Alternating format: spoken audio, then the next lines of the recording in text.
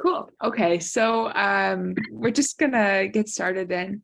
So welcome everybody. It's nice to see a lot of faces and thank you for joining us. My name is Sarah and you'll also see Alicia here, and we're both social work students who are supporting this community, Canadians and refugees, building bridges together. And we're very excited to share this program and hopefully welcome new community members. So what is it to build caring communities between Canadians and refugees? In this evening, we're going to explore that by hearing from people who were refugees, still are seeking asylum, who have been positively impacted by this community, and also Canadian volunteers who are part of this work too. And before we start, just a few Zoom etiquette points. So firstly, we just invite everyone to turn their camera on because that's really nice to see your face. And yes, I see that working for a couple of people. That's great. Feel free to turn your camera on. That would be nice.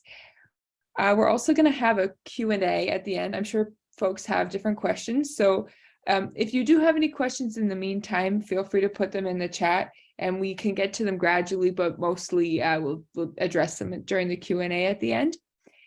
And also, if you have any tech issues, you can let Stuart know, or Alicia, myself, or me on also. Now I'm going to hand it to Alicia to tell us what's on the menu tonight. Perfect. So just a really brief overview of our agenda for this evening. So we're going to hear from David, who's going to introduce the project itself. Then we're going to hear from Ramat and his experience as a newcomer. We will then hear from a sponsor who sponsored through the Group of Five sponsorship program. We'll hear from a refugee who is still in Indonesia. And then we're going to hear the difference between the private sponsorship program and the government sponsorship program. There's going to be some information on how you can all get involved on this amazing project that we have going on. And then we'll end the evening with a question and answer section. So without further ado, David, take it away. Well, thank you so much. And it's wonderful to see so many people being able to join us tonight. It's very special for us to have you here. And I want to give a special thanks to the team that made this all possible. And a very special thanks to our leaders like Heather Finley and Stephen Watt, who are just instrumental in making things come together and make it work for all of us. So it's really, really good. So thank you for that. And also a very special thank you to Ramat, who you're going to meet shortly and you'll hear from shortly.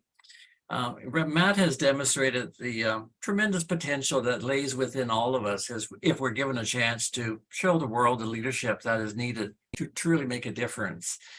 So I wanted to talk a little bit about how the program sort of got started. When I first got involved, I had so much to learn. And the more I got involved, the more passionate I became about what we were doing. And I'm sure my friends got tired of me asking if they will join me in being on teams. But that's how it all started.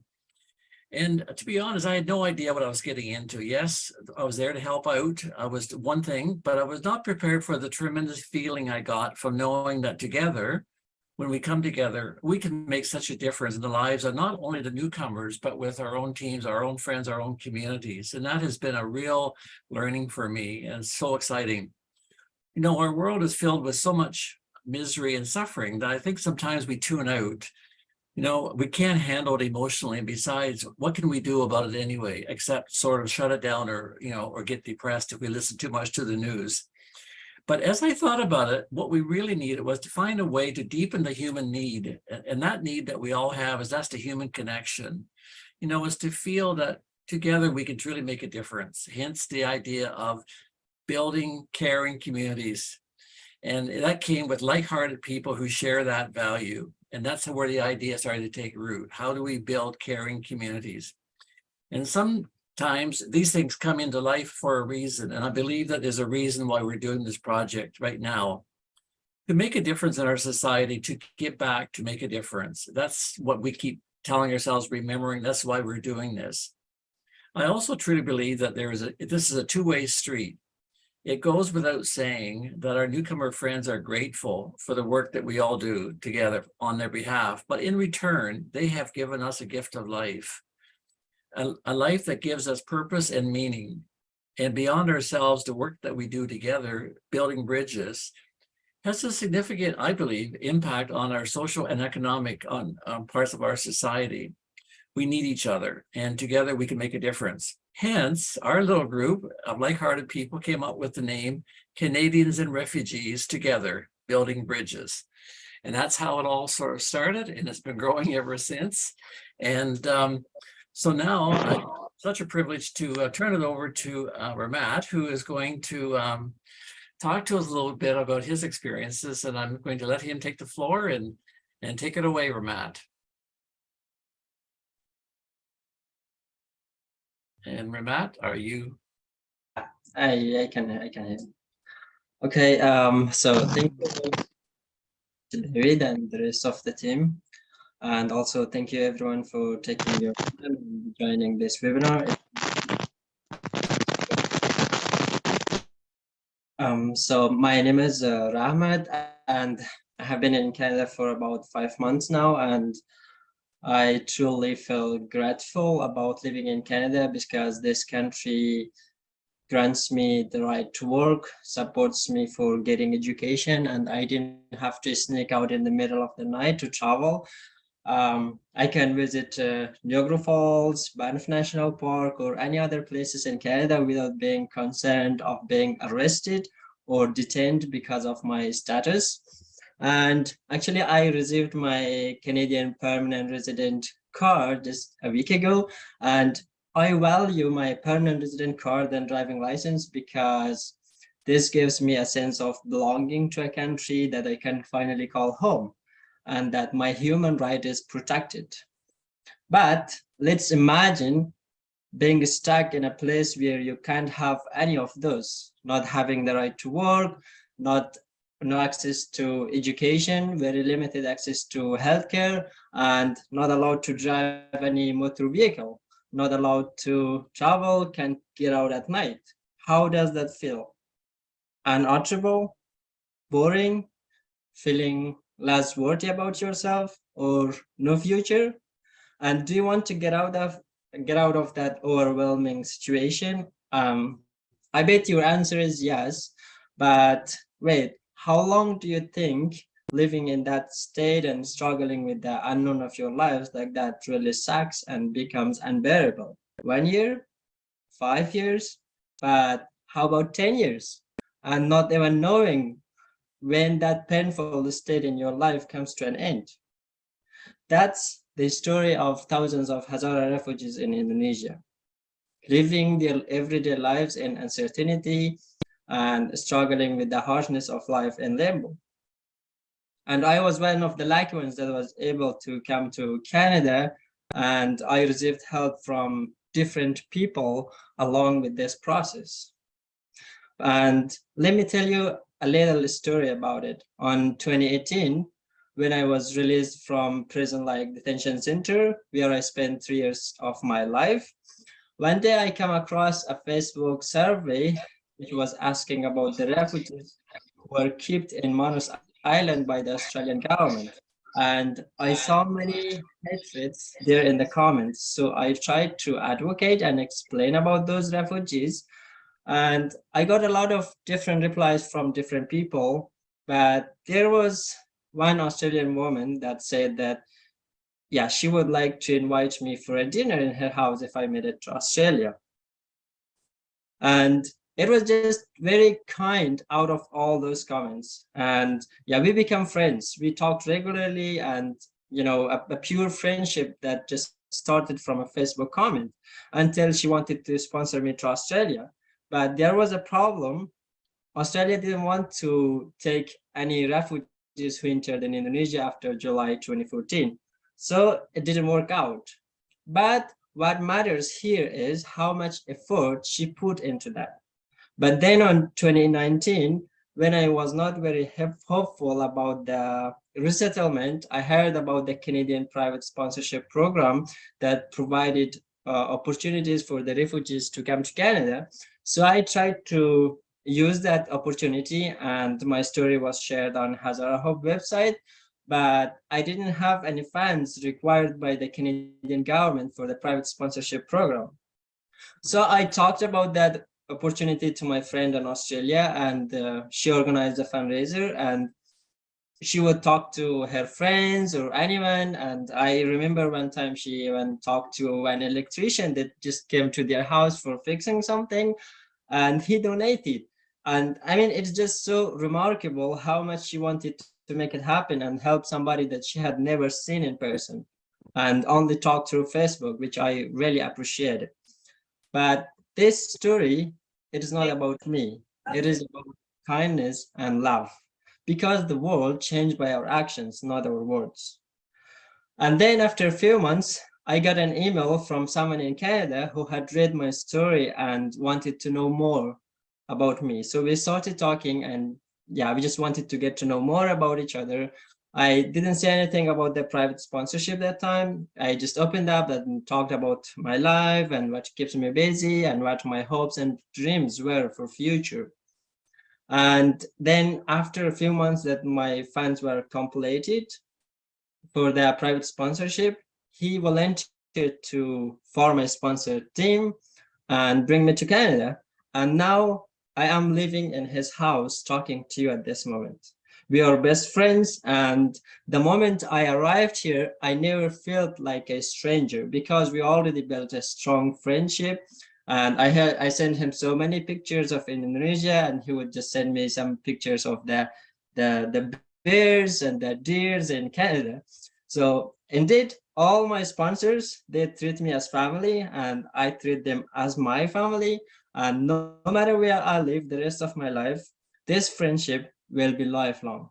So now I'm in Canada, and you might ask, why do I care about other refugees? Well, because I was once a refugee and gone through what my friends in Indonesia are going through right now and experienced what they are experiencing right now. So I understand pretty well how it is like to be stateless. And I receive dozens of messages every day from many refugees in Indonesia that are desperately asking for help and to find them sponsors, and I just can't ignore and move on. That is why I got involved in this project to raise awareness about those refugees, and no matter how little or insignificant it would be, but yeah, I just try to be their voice. And this is the least I can do for them. So let me talk briefly about who the Hazaras are and where they come from, or why there are Hazara refugees in Indonesia. So Hazaras are long persecuted ethnic in Afghanistan and have been the targets of massacres, genocide, and discriminations by the extremist and radical groups in Afghanistan for their ethnicity and different culture and long-standing support of education for girls and boys. Therefore, they were forced to flee in other countries. And there are about 13,000 refugees, mostly Hazaras, in Indonesia for a decade, deprived of their every basic human rights, not allowed to work, get education, or move freely. But despite of all those challenges, many refugees like me try to contribute, acknowledge, and support others to learn English and new skills. But not all of them have been lucky enough to get out of this situation and are living their everyday life hoping for a change to their situation. And yeah, just let me ask you a question, like, how many of you have got dreams? How many of you want to build your career and work for your future or the future of your children? Yeah, I bet all of you have got dreams that are trying to achieve something in life, right? And each of those refugees, they have got dreams as well to pursue, get education, become a doctor or an engineer or electrician, or get a job just to support themselves and their families and contribute their skills and give back to the country that let them in. A lot of them are talented with lots of potentials and has so much to offer. However, those great potentials and talents are being wasted in Indonesia because Indonesia has not signed the 1951 UN Convention. So the refugees in Indonesia are like a boat abandoned on the atrocious waves and wandering on in a vague ocean. They are stranded in a place where they cannot work on their dreams and support themselves. Yes, the refugees are the most vulnerable people, but in the meantime, they are the strongest and the most inspiring people on earth who has learned to survive and adjust with different situations, have gained priceless lessons and experiences. They have learned about passions, resilience, and not giving up. They have got dreams like any of us. All they want is to live in a place with peace where they can have access to their human rights. They just need to be given a chance to thrive and follow their dreams. And the good thing is that it is possible, and we can help and bring change and hope to their lives, which is through the private sponsorship program to Canada, a country that has been home for millions of people around the world. And you can help bring hope to their lives, and you will not be helping just individuals, but also help a family and a whole community, because they will be able to support their families and loved ones left behind. Or you can help either by being on a sponsored team, writing narratives, spreading the word, video and content editing, or any skills you have, or any possible way that you want to contribute. And by sponsoring and bringing those refugees to their new home in Canada, we all will learn a lot and get inspired from their unique stories, enjoy and benefit from community building, long life friendships, and human connections. And it will give all of us a new meaning and a new sense of fulfillment in life. And a small act of kindness can change someone's lives, and no one is too small to make a difference. Thank you so much, and that's all I got.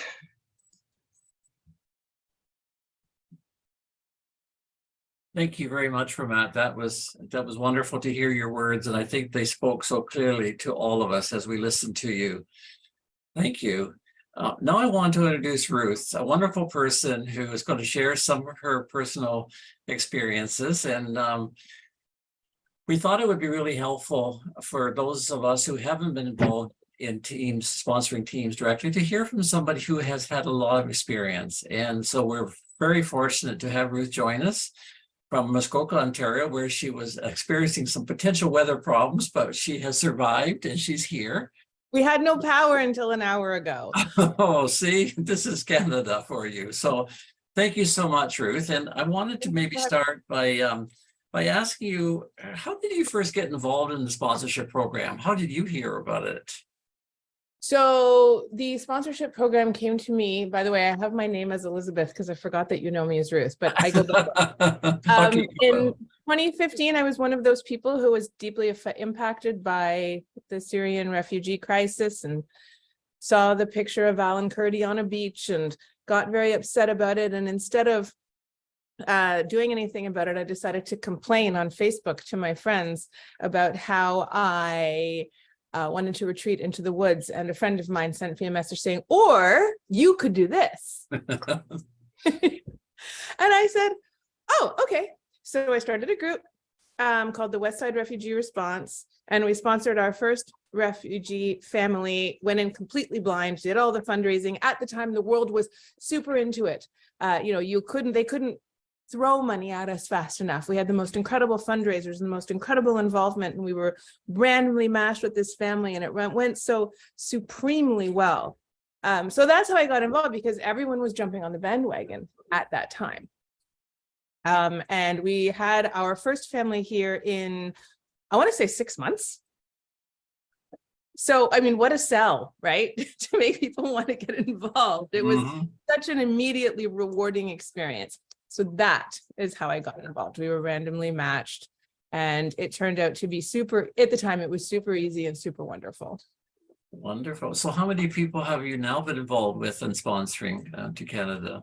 So that's kind of a hard question. I've led the charge on 3 sponsorships. I have 3 more in the pipeline that I am in charge of. But I've been involved with many other groups, just sort of joining in and helping out here and there.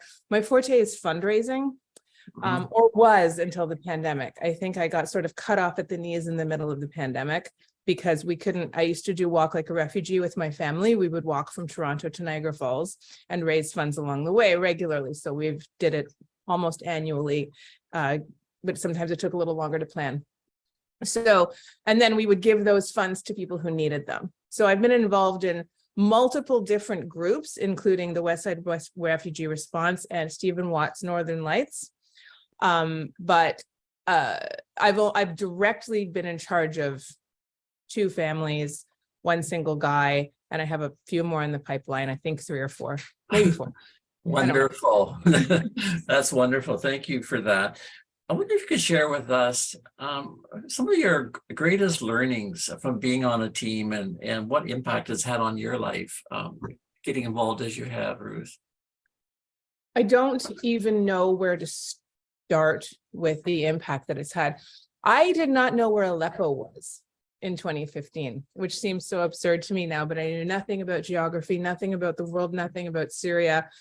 And then, of course, I didn't know where Zouk Mikhail was in Lebanon, where I have somebody that I'm bringing in now. I've learned so much about the world. And as Ramat said, you create so many friendships and you learn to being on teams, there forces you to learn to get along with people in ways that you didn't necessarily know how to before. You have to listen to people, and sometimes there's a clash of ideas. So there's that. I think the way that it's changed my life, though, is that it really gives you it has given me a sense of purpose, and it gives you the sense that you're a good person, which not everybody gets the chance to have. I don't have a lot of money. I don't have a lot of talent. I don't have a lot of free time, and I certainly don't have a lot of courage. So when you see people out there leaping from planes to drop funds to drop supplies into war-torn countries, and those are the heroes that you admire, or certainly those are the heroes that I admire. Well, this is kind of an opportunity to be one of those people. You don't have those opportunities that come along often in life, but this is a really actionable way to be that hero. And that is, I think it's okay to be proud of that. And that gives you a driving sense of pride that you can apply to every single thing in your life. It makes you more open to social justice and more open to global conflict and issues in the world. It really brings all of those things into your life and brings you more awareness and gets you more involved. Wonderful. Thank you. Thank you. And what would you say to somebody who's potentially thinking of being a sponsor, not sure, not really knowing what's involved? What would you say to them in order to help them move along that journey a little bit? I think I would say everybody should do this. I think everyone in Canada should be forced to sponsor a refugee. I think it should be required by law, because if every single household in Canada took on one sponsorship case, I think we could completely free the world of refugees, not displaced individuals, but refugees. It is so much easier once you have the hang of it than you think it is going to be, and so much more rewarding than you can possibly imagine. And if you don't have the bandwidth to take on an entire sponsorship on your own, there are so many ways to do little things. Find your talent, find your skill, and apply that in a small way to an existing group. And the rewards are so much bigger than anything you put in. Well, thank you so much. I wish we had all evening just to talk to you about your experiences, because they're so rich and we will learn so much from you. And we'll have more opportunities, I'm sure, as we go on. So thank you so much for that. Thank you so much for having me. And I think you are wonderful, David. Thank you for this. This is great. So now we want to have another conversation. I know we're speeding along here, but we promised to keep people for no more than an hour. And then we wanted to move on now to another Ramat. Hopefully he's on the call. Ramat, is he here? Because Ramat is going to have a conversation with another Ramat who is still in Indonesia. So Ramat, is Ramat Ali here? Where's our Ramat from Bancroft? Where are you, Ramat? Ramat in Bancroft is right there. Okay, Ramat, can you hear us? I do hear you, but I don't know Rahmad Ali because I talked to him yesterday and he said he would be joining, but because in Indonesia it's 7 in the morning, I don't know if he's sleeping right now or what. Okay, well, why don't I'll move on a little bit then, and we can come back. Hopefully he'll get to join us, and if we can try to reach out to him to see if he's able to connect. But maybe we could move on to talk about some of the differences between the private sponsorship and government sponsorship program that Kale's going to speak to us a little bit about. So Kale, did you want to jump in and say a few words to us? Absolutely, yes, David. Hi, are you hearing me? Yes, perfect. Yeah. Thank you very much. Thank you for the opportunity. So just I want to talk about differences and discrepancies actually between private sponsorship program and also the government supported program. So from a different perspective, actually. I believe that private sponsorship program actually offer more support for the newcomers and help them to build a community and connection with the society. And also I believe that private sponsorship program has been very successful in integration process.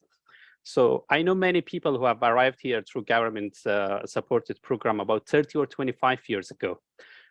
They are now Canadian citizen, but they're really isolated. They failed to build communication with the other communities in Canada. For example, Hazaras, they have their own community, Iranians have their own community, and Ethiopian, Egyptian, so they have their own communities, and they couldn't build a relationship with other communities, for example, especially with the native Canadian. They have their own circle. But through private sponsorship, so everything is completely different. So for example, in the group that we have right now through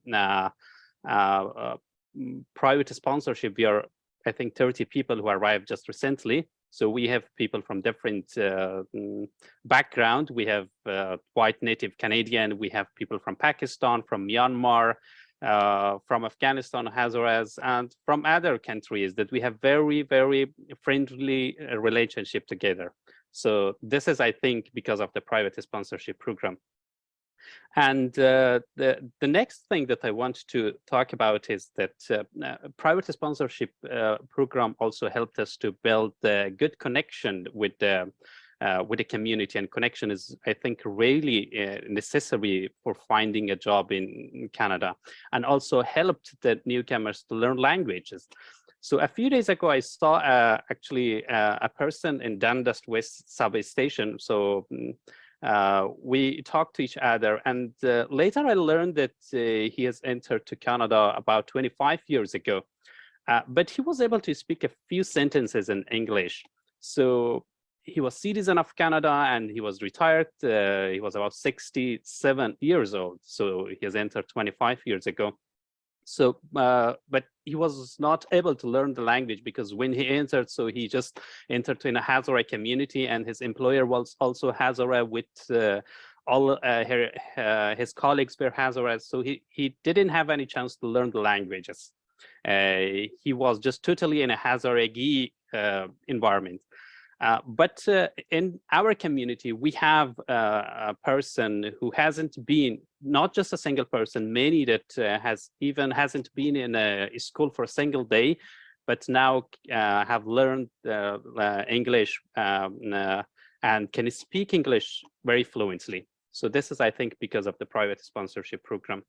And on the other hand, as I learned, private sponsorship program has been very successful in integration. So we have learned many things from the Canadian culture, their way of life, their hardworking, for example, their kindness, and also their dedication.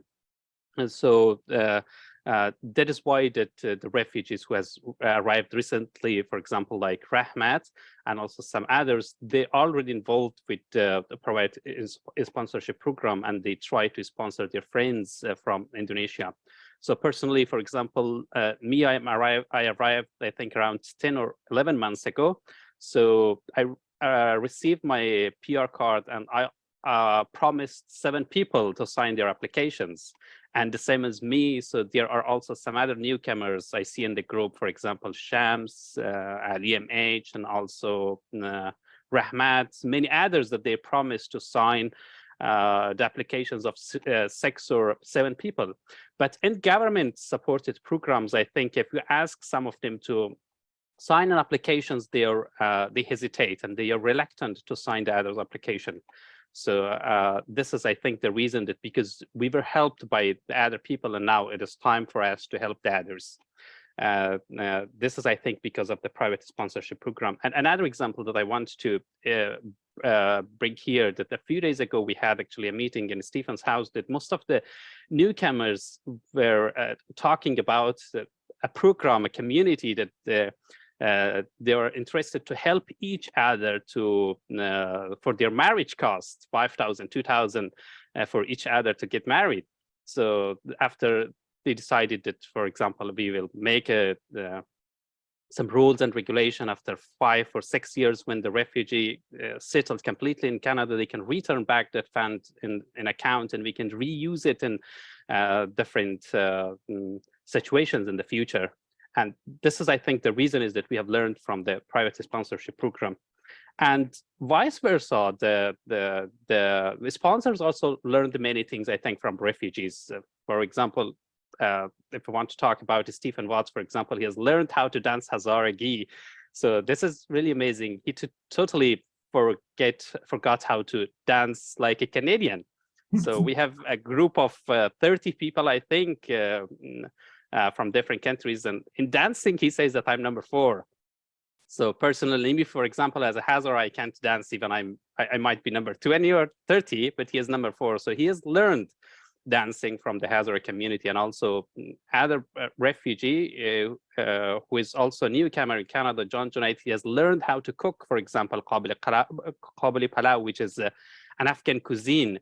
So he has learned how to cook it. So I believe that we have learned many things from each other. We have learned how to love each other, how to help each other, and how to support each other.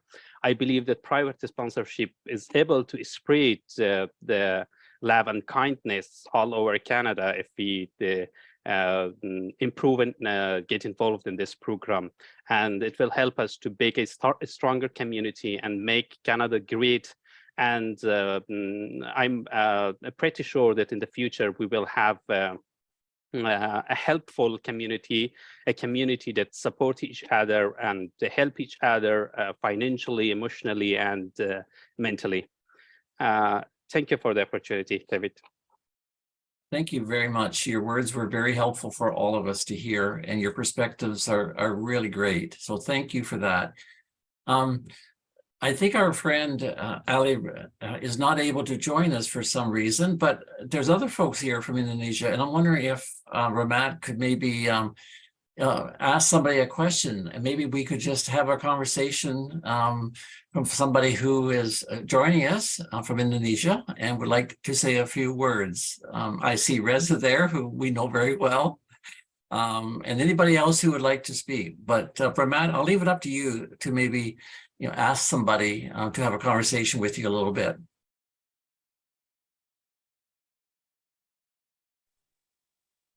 So is Ali Reza here?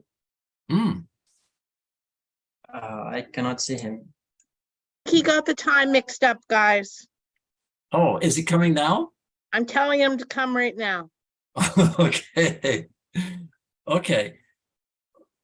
I think Shams is also here. I think he wonderful, also yes. knows many things about Indonesia maybe refugees. Shams- Yeah, you can yes, also maybe- have a few questions from him. There's also Abdullah Yakubi who is right now in Indonesia, if you want to get an Indonesian perspective. Wow, good to Okay. see you, Stephen here, number 4. Yeah, number 4. Thanks for that shout out. Okay, that would be great. Rahmat, do you want to start that? Yeah, I think Rahmat Ali, he wanted to have like a 5 minutes presentation. Okay. Yeah, I'm just hoping that he can join. He's because- coming, guys. He's coming. Yeah. Yes, so by that time that he joins, I think it would be nice if we can hear some others newcomers experience in Canada, since he has been living in Canada. I think Shams, do you hear us? Yep. Do you want to talk a little bit about how your experience has been like living in Canada? Maybe like 2 minutes. Hello everyone. What if I talk something? Yeah, sure. Okay. Just like everyone, like I just came in Canada like last year in January, in January 20, and then I should be with all of you guys there in Toronto, but like something happened, and then I decided to come to Whistler here. And yeah, in BC, because of the career stuff like that, and how I feel about being in Whistler, and then I decided to come here. But just listening to the conversation that you all guys are having, really because I was not very supportive the way that I should be, because right now I'm working a lot on my goal and myself, but I think it's important to help others as well. At the same time, when you are trying to meet your own needs, it's also important to help and contribute to others as well. Like I came through like Northern Light Canada through a sponsorship, and like everyone else, like we have been going through a lot in Indonesia. And now that I see that you guys are helping like other people like to come to Canada, it's really amazing. And the way that Rahmat talk, and everyone who are talking, and like the way helping, I really appreciate all Canadian and all the newcomer who are trying to help the Hazaras who are in Indonesia. I just wanted to say that I appreciate everyone, and at the same time, if I'm also trying to help the people who are in Indonesia. Yeah, just wanted to say thank you so much. Thank you so much for your words. We really appreciate you taking the time to join us and say that. And I bet you it's lovely in Whistler right now. And I hear that Ali has joined us, so I'm going to turn it back. So thank you. And I'm going to turn it back to Ramat, and we're going to have our presentation. Thank you so much, though. Okay. Ahmed Ali? Yeah. Oh, you guys are waiting for me to talk. Yes, welcome. Glad that you could join. Yeah. It's early in the morning for you over there. Yeah, it's cool. No, it's fine. It's just that I got the time wrong. I thought that the meeting would be like 30 minutes later. Okay, no problem. Better late than never. Okay. Good evening to our Canadian friends, and good morning to my fellow Hazara refugees in Indonesia. Thank you everybody for giving me this opportunity to speak before you amazing people. First of all, my name is Rahmat Ali. I'm one of the thousands of Hazara refugees who are staying in Indonesia in a state of uncertainty. We all know that Hazara refugees fled their country due to extreme persecution, and we have been the victim of discrimination for decades due to our religious belief, ethnicity, and lifestyles. And thousands of Hazara refugees are currently living in Indonesia as refugees in provinces and cities such as Jakarta, West Java, Makassar, Pekanbaru, Tanjung Pinang, and Medan.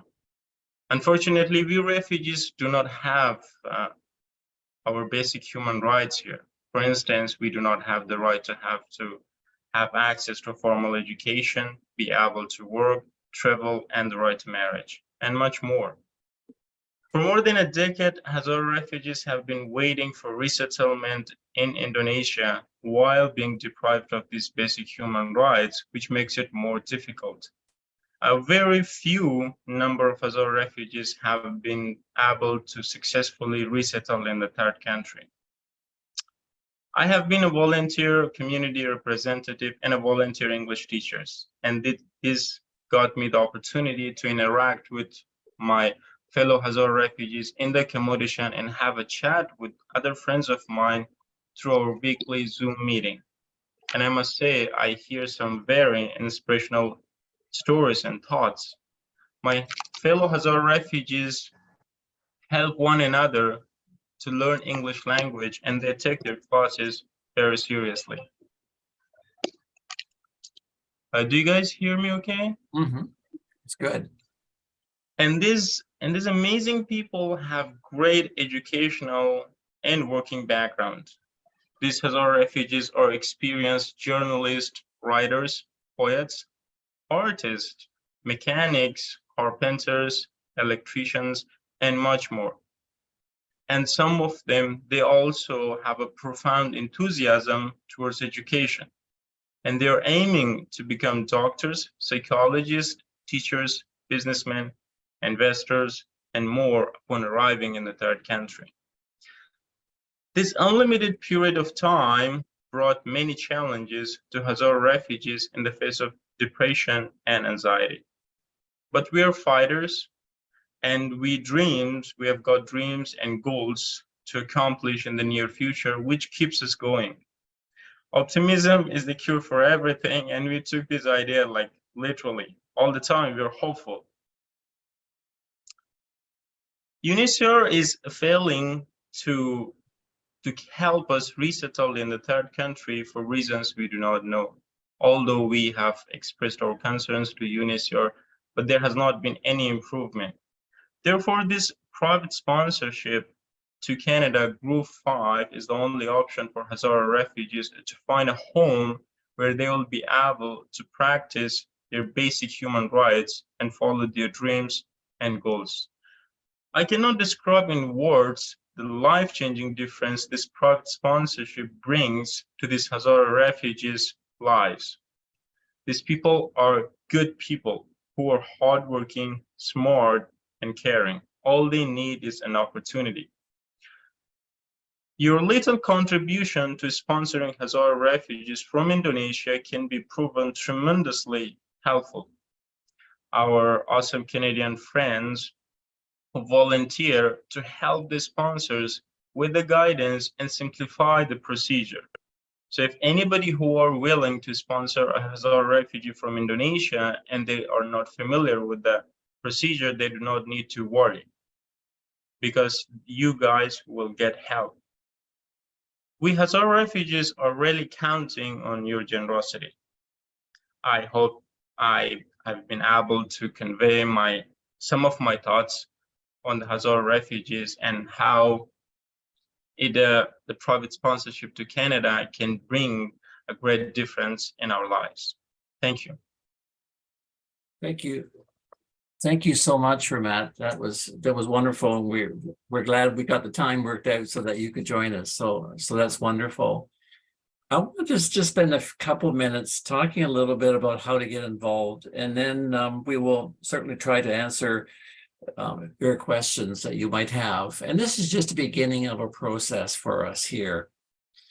There is a website, and that's been posted in our chat, where you can check out the website that we're creating, and there's a registration there as well. And when we talk about registration, really what we're trying to do here is building caring communities, a caring community across this country. And it can happen in little pockets in small towns, in big cities. It doesn't matter where it happens. We just want it to happen. We want to build those human connections. And we would love people who are interested even to explore the idea, because I know that this is a journey for people. You don't make a decision overnight to do something like this. You have to sometimes work on it a little bit. But we would love you to register so we can contact you to figure out what fits for you. You know, there's so many different things. So we're not experts. We are volunteers. We work because this is a passionate area of ours. And we really believe that we want to engage community in ways that are really meaningful for all of us, for newcomers, but also for us as well, that we are learning so much from this, building these human connections. And I think it's going to be through those human connections that we can make a difference, one person at a time. And I think, as Ramat has said, there's been some incredible, generous people in Australia who are contributing to some of the support that we need to make this happen. And again, just by being able to partner with people around the world to make a difference is huge. And we really, really value that. So one of the things that we want you to do is register in our database, and it's confidential. We'll connect with you, and we're building our resources to do that. But we want to make sure that you understand what's involved. We want to make sure that we tap into your skills, your interests, and you might not feel you could be on a sponsorship team, but that you're a good writer, you're a good communicator. You might be a good networker where you can talk to some other friends about this program. Because the more people we can get registered into our community of care, the more chance we have in order to build the teams that are so necessary. And it is about the human connection that we really want to stress here. I have a little story I was going to share. I wasn't sure I was going to share it, but I'm going to anyway. I had a young man a couple of years ago who we really were trying desperately to find the team for, not because of him, but because people didn't know about this program. So I asked a friend of mine if she would interview him to talk to him about his dreams, much what Ramat talked about. We all have dreams, and wouldn't it be helpful to understand what this young man's dreams were? So she said, sure, I'll do that. I'll write it up. Maybe that could be helpful. So we arranged a Zoom call. She spent almost an hour talking to him. And I called her afterwards and said, how did it go? And she said, I started to cry. We got to get him out, and we got to get his team together, and we'll make this happen. And sure enough, within a month, we had his team, and we actually had raised his money, which was quite phenomenal. Speaking of the money part of it, for a single sponsorship person, we have to raise $16,500. And much of that has already been raised by folks who are on this call who don't have teams yet. So, so money is not the only barrier. It's probably the least barrier. The biggest barrier is to get people aware of this program. So what that told me after I had that conversation and after we got that team together was that it was all about the human connection. It's not a refugee problem, a newcomer problem, a Canadian problem, but when two people sit down and have a conversation, at the end of that time together, something dynamic can happen. And it's through those connections that we really want to talk about, explore, how do we build a caring community? And again, it's going to take leadership. This is not an organization doing this. This is volunteers. This is people doing this. People talking to people. We're networked. We're on social media. We have emails. How do we spread the word? How do we one by one spread the word about what's possible and then answer questions when they come up? And can we get people registering as members of this caring community so we have a critical mass that we can really work with to support? So that's how it started. That's how you can get involved. We want to hear from you if you are interested and think that you would like to contribute in some way. Some of you already have. So I'm speaking to the converted, but there's other folks that maybe for the first time are hearing this and would really like to explore how they might contribute. And there's no expectations on what that can look like. Everybody has to choose what's right for them and for their family and their community. But we want to hear from you and want to get connected. So maybe I'll stop there and we can look at some questions. If anybody has questions, maybe we can respond to some questions that have been raised by the group. Somebody actually did put one in the chat, which was, can you talk about some of the ways that people can get involved? And you already touched on some of those, but I wanted to toss in there something you didn't mention. Anybody who likes to do paperwork. That's a good one, Ruth. Right? I mean, it's, yeah. Anybody who's good at connecting, raising awareness, marketing, and paperwork. There are many other ways if anybody else wants to touch on some of those, but I just wanted to make sure that one was out there. That is critical. In fact, that's been one of my work. I know Heather can speak to that. Heather is somebody who has been working closely with Stephen and others who it is a special skill, one that I have to say I don't have, because you have to pay a lot of attention to detail and these got to be done well. And I think through Stephen's leadership, we've had incredible success at getting applications through. And it's because they're done so well. So detail, writing ability is critical. The other thing I think would be another wonderful way to get involved is we would love to be able to pair up somebody with some of our refugee friends and have a conversation, much like the one that I described, because maybe that's another way to start to explore what's possible. So that's another thing that we would love to be able to do those, even if it didn't mean anything more than you being able to spread the word about that conversation that you just had. We have to be creative because we don't have a roadmap. We are figuring it out as we go. We don't have Waze or Google Maps. We are doing this, trying to learn what works and what could we do better. Any other questions, folks, come up in our chat? Yeah, actually, David, there are many questions only with regards to registration. People who are seeking help, they would like to know, and we try to answer in chat. But the best way at this stage is if they can visit our website, and there are two links. One is for registration as a refugee, and the other one is become a caring community member for the volunteers. So we would request people just visit our website and find whatever suits you as per your needs. Yeah. That's great. Yes, that will really help us keep organized because like your Matt has mentioned, we're all involved in this work because we care. But it can also be very overwhelming if we don't have some organization around us to keep managing what we're hearing and feeling and expressing to others. So by registering, and then we'll hopefully be able to get more resources as well. We are going to be looking for volunteers that will help organize, people who have organizational skills. We'll be looking at some other financial resources to help as well. So we're going to explore all possibilities, but we're at the beginning of this journey, or at least this new group is at the beginning of this journey. Many of you have been on the journey now for several years, but for some of us, relatively new. Anybody else? Anybody else from our team want to jump in? Monica, you've been on the call and you're been incredibly involved. I should mention the fact that our graduate students from the University of Windsor have been amazing. We've had a number of students like Alicia and Sarah, and Monica was our student from last semester, and she's still involved, as you see tonight. Did you want to say a few words, Monica? I'm not sure what to say other than what a wonderful experience it has been. If you saw my video on the site, I talked about, you know, getting to know some really amazing people and really learned so much from people like Heather, David, other students, you know, the people, you know, that we're making friends with in Indonesia. I've learned so much from them. I think when I started out as a student, I mean, the most I knew about Hazara people was what I read in a book.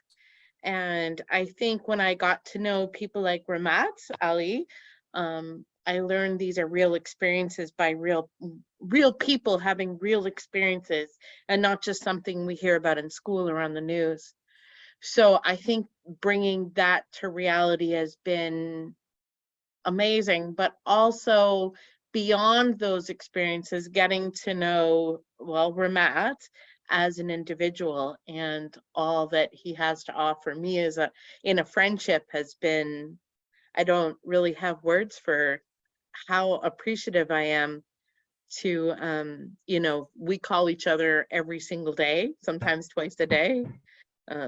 We're really good friends. I consider him part of the family, and he's in Indonesia. So it's incredible. That connection is indescribable. And I'm so appreciative for how much I've grown and how much I sometimes count on Ramat even when I'm having a bad day. And I know that he calls us when he's having a bad day as well. So, you know, it's that kind of friendship. And isn't that incredible that we're having that so many kilometers away? Yeah, and I'm appreciative to David for giving me the experience. I was here early on when it was kind of David's sort of vision of what was going to happen, and time flew by really fast when I was with David. So I guess my progress was limited, but I'm so happy for the students that David has now. Look at where this has gone. This is amazing. And I'm not sure how to put it in words how much I'm hopeful that you know, others will come forward and want to do the same, because so far it's been a wonderful experience. Thank you so much. Really appreciate that, Monica. It is a journey for all of us. And I think any one of us who have had the experience of welcoming a newcomer at our airport, it's been the most powerful thing that you can imagine. And it goes back to what, and I think, Barney, you've had that experience, and other people on this call have had the experience too, when you've been connecting with somebody for a year or two, or for a few months even, and then you finally get to meet them. It's an amazing experience, and it speaks very clearly to the difference that Kahil talked about, the private sponsorship program versus government. And it doesn't mean that government is not necessary. There's such an incredible need, and we can't do it all. But I think the privilege that we have when we can do the private sponsorship is huge. Barney, I don't know, you've had a little bit of experience, you're getting involved. Did you want to share any comments that you had when you were at that airport experience and since? No, I'm still very much learning, but thank you for the opportunity, David. You're an extraordinary connector of people, and now we've seen it intercontinentally. And I'm just grateful to be a part of it. Thank you. Thank you, Barney. Anybody else want to say a few words? I know, Heather, you're here, and Stephen, I don't know if you're here, if you want to say anything, or anybody else. We're totally open to any comments. We have a couple of minutes, and so please just let us know if you want to say something. Should I? Sure. I Who is am here, David. Oh, please. Yes. Where are you? Yes. Sure. I don't know. Yeah, I think when you see this sort of all the people in the room in this call, I mean, a lot of them have been sponsored, but a lot of them haven't. And I think if you can, as Canadians, if we can just make a connection with a single person, it's like that conversation you were talking about, David. That conversation can lead to things, but you really just need to start with the conversation. So if you are sort of hit up by somebody saying, hello, sir, I'm in Indonesia, I mean, you don't have to reply to all of them. Obviously, we get a lot of messages, but just choose one and go with that. And that can be enough. I mean, that's how these things start. And it doesn't mean you have to sponsor the person right away, but you can just do like English chats and get to know you kind of chats. And I don't know, that's how a lot of us got involved, and it can become big and it can become life-changing, but it just starts with a conversation. And I feel bad because if you read the comments, there's lots and lots of people who haven't even got their foot in the door to have a single conversation with anybody over here. And they know that that's how it begins. And, we as Canadians, we're getting a lot of requests, and we can't deal with them all. So I would just say, try to bring one or two new strangers into your life, and it doesn't have to go beyond chatting, but just knowing that somebody, like for them, knowing that somebody over here knows who they are, is, it's a big thing. And I wish I could personally maintain conversations with everybody who's sending me message requests, but I can't. So if we could all just pick one or two, that would be wonderful. And you can get a lot out of those conversations, just aside from the whole private sponsorship thing, getting to know people, what they've gone through, seeing life from across the world and through different eyes. That would be my ask. And from there, if you want to go further, go for it, but really just start with the chat. Thank you, Steve. That's exactly, I think, the message that we want to give out. And we're going to do some pairing. If we get people who would like to get involved, even to have those conversations, we now have a register of folks who have expressed a very strong interest in getting connected to us. So we will arrange some of those. And hopefully that will spur other people into thinking about what's possible. So really appreciate those words, Stephen. That's great. Anybody else, any final comments that you want to make? I know we can only accomplish so much during these first meetings, but it's a start for us. And we really want to build community.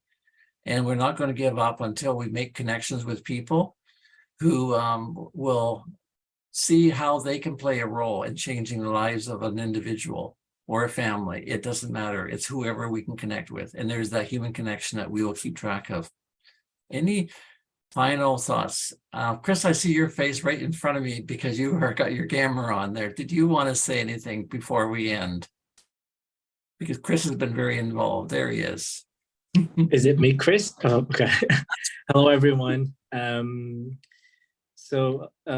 A little bit about my involvement with this project. I think I started out 2 years ago when David initially started the Sunday group Zoom meeting calls.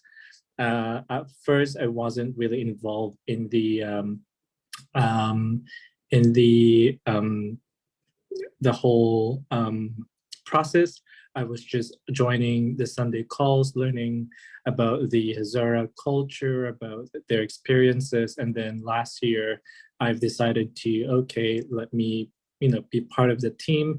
And I think it was really fulfilling to be able to get to know someone and be able to help them with just talking to them virtually. I think that's really fulfilling to me, and then getting to know each other, that was really a good thing. So yeah, pretty much I think if you're interested in joining the Sunday Zoom call, you're more than welcome to join us. No pressure in participating in any presentation or something like that. Just join us, have a few chat with our new friends, and then take it from there. Thanks, David. Thank you so much. That's wonderful.